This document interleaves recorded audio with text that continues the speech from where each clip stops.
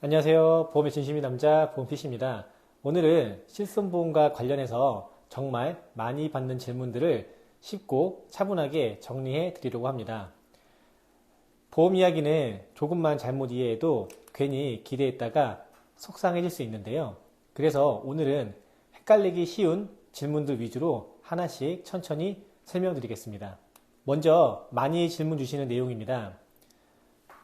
양압기나 구강내 장치, 그러니까 하악 전방 유도 장치 같은 경우 실손보험에서 보장이 될까요? 결론부터 말씀드리면 보장되지 않습니다. 실손보험 약관상 보조기나 진료 재료의 구입 비용 그리고 대체 비용은 보장 대상이 아닙니다. 그럼 간병비는 어떨까요? 입원했을 때 간병인을 쓰는 경우가 많은데요. 이 역시 실손보험에서는 보장이 되지 않습니다. 약관상 진료와 직접 관련이 없는 비용, 예를 들면 간병비, 전화료, 각종 증명서 발급 비용은 보장되지 않습니다.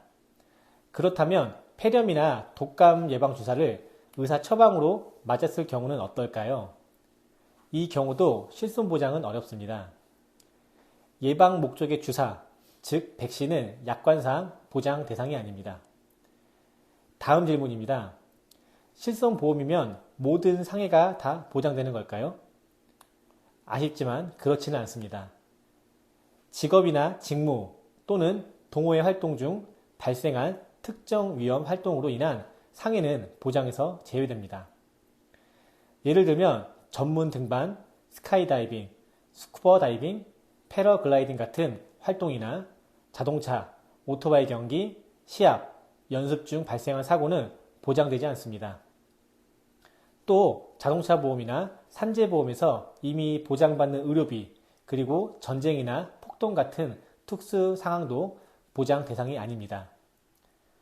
교통사고로 자동차 보험 처리를 받은 의료비는 실손보험으로 다시 받을 수 있을까요? 이 경우도 실손 보장은 되지 않습니다. 자동차 보험에서 이미 처리되어 본인이 실제로 낸 의료비가 없다면 실손보험에서는 보장할 금액이 없기 때문입니다. 해외에서 병원 치료를 받은 경우는 어떨까요? 실손보험은 국내 의료기관만 보장 대상입니다. 해외 의료기관에서 발생한 의료비는 실손보장이 되지 않습니다. 또 국내에 있더라도 국민건강보험법상 의료기관이 아니라면 보장이 어렵습니다.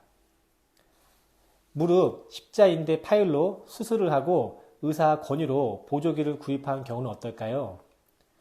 이 경우도 보장되지 않습니다. 보조기는 약관상 보장 대상이 아닙니다. 실손보험을 두 개의 보험사에 각각 가입한 경우도 많이들 궁금해 하십니다. 중복으로 전부 보장이 될까요? 실손보험은 중복 보장이 되지 않습니다. 여러 보험사에 가입되어 있어도 각 보험사가 비례해서 나눠서 보장하는 구조입니다. 외래로 추간판 탈출증, 신경 성형수를 받고 150만 원을 냈다면 전부 보장될까요? 이 경우 가입하신 통원 한도 내에서만 보장이 됩니다. 예를 들어 통원 한도가 20만 원이라면 150만 원을 냈더라도 최대 20만 원까지만 보장됩니다. 화상치료로 선크림이나 보습제 같은 화장품을 처방받은 경우도 질문이 많습니다. 의사가 처방했더라도 실손보장은 어렵습니다. 화장품은 치료의약품이 아닌 화장품으로 분류되기 때문에 보장 대상이 아닙니다. 임플란트를 위해 치아 골 이식을 한 경우도 마찬가지입니다. 치과 치료 중 비급여 항목은 실손보험에서 보장되지 않습니다. 임플란트와 치아 골 이식은 모두 비급여로 분류됩니다.